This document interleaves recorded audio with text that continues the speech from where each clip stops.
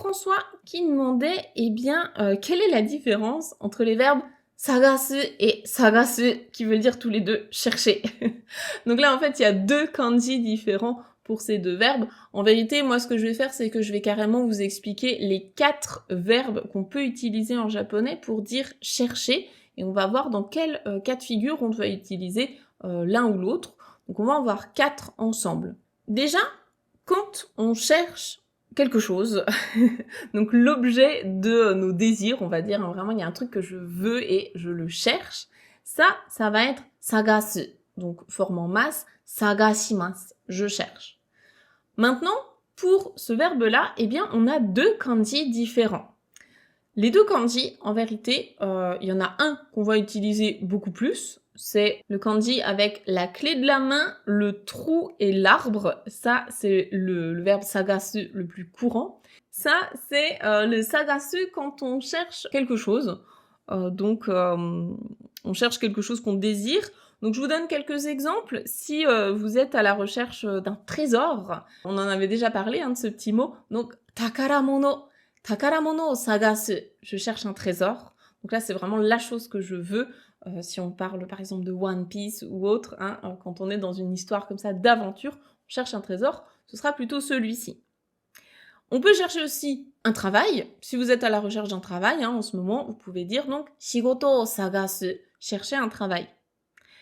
Un petit peu plus romantique, on va dire, si vous cherchez la personne de votre vie, votre moitié, la personne de votre destinée, vous pouvez dire unmei no hito o sagasu. Donc littéralement, je cherche la personne de mon destin, la personne qui m'est destinée, donc votre âme sœur. Voilà. Et pourquoi pas, si vous, ce que vous cherchez dans la vie, c'est les extraterrestres, les petits hommes verts, vous pouvez dire Uchuji wo sagasu. Donc Uchujin, ce sont littéralement les personnes de l'espace, donc les extraterrestres. Tout ça, c'est quand vous cherchez quelque chose, vous avez vraiment envie de trouver ça, donc c'est le sagasu, le sagashimasu qu'on va utiliser. Maintenant, le deuxième verbe sagasu, donc le deuxième kanji, celui qui est un petit peu plus rare, celui-ci, ça va être uniquement quand vous cherchez quelque chose qui a disparu, quelque chose que vous avez perdu ou que vous ne voyez plus. Donc par exemple, si vous avez perdu votre téléphone, votre smartphone, et que vous le cherchez comme ça dans la maison ou autre, vous pouvez dire donc smaho sagasu, ou bien carrément je cherche le smartphone que j'ai perdu, nakushita smaho o sagasu. Je cherche le smartphone que j'ai égaré, que j'ai perdu. Vous pouvez également rechercher peut-être un enfant égaré, si vous avez perdu votre enfant au supermarché et que vous le cherchez, ou dans la ville ou autre, vous avez perdu un enfant. Donc je cherche un enfant égaré, ce serait maigo. Maigo, c'est un enfant perdu. Donc maigo o sagasu.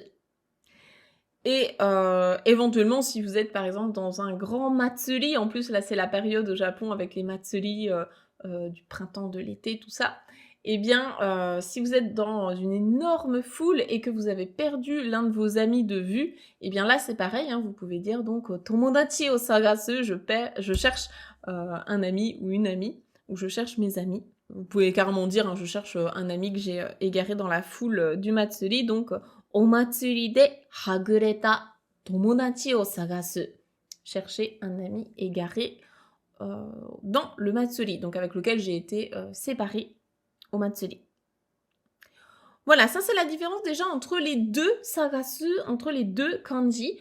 Donc si vous n'êtes pas sûr duquel utiliser, vous pouvez soit écrire le mot en hiragana, soit sinon si vous utilisez le premier kanji, le plus courant, lui il n'y aura pas trop de soucis, vous ne devriez pas trop vous tromper.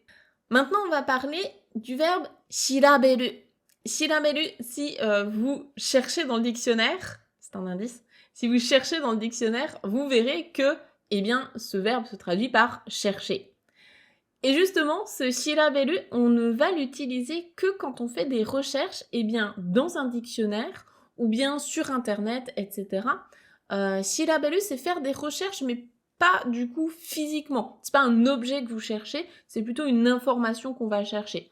Donc cherchez dans un dictionnaire, cherchez sur Google, cherchez sur internet, etc. Ce sera bien shiraberu. Et le dernier verbe dont je voudrais vous parler aujourd'hui, c'est le verbe kenkyu suru. Donc là, kenkyu c'est un nom, suru c'est le verbe faire, donc faire des recherches. Ça, c'est uniquement des recherches vraiment qui sont destinées à la science, à la connaissance, tout ça. Kenkyu ka, c'est un chercheur, donc quelqu'un dont c'est le métier de faire des recherches. Donc là, c'est a priori pas un verbe que vous allez utiliser dans votre vie quotidienne, sauf si vous êtes chercheur, auquel cas, clairement, c'est ce qui définit votre métier. Donc voilà la différence entre ces 4 verbes, essayez de ne pas les confondre, parce que vraiment, ça c'est le piège du dictionnaire, c'est que quand vous tapez « chercher » dans un dictionnaire franco-japonais, on va peut-être vous sortir les 4, et du coup vous allez vous dire « je prends n'importe lequel et ça passe ». Alors qu'en fait non, il y a vraiment des usages différents pour chacun, et c'est toujours bien en fait, justement, soit d'avoir l'explication d'un prof qui peut vous dire « Ok, celui-là tu l'utilises dans tel cas », soit sinon, si vous n'avez pas de prof ou quoi à portée de main, vous pouvez tout simplement regarder des phrases exemples et essayer de mieux comprendre quand est-ce qu'on utilise l'un ou l'autre, ou alors carrément lire les définitions en japonais si votre niveau le permet, ou alors peut-être faire un Google Trad vite fait pour essayer de comprendre un peu la différence entre tout ça. Voilà. Donc faites bien attention, le contexte c'est toujours primordial en japonais et c'est ce qui fait que parfois on se trompe de mots alors que c'est dommage.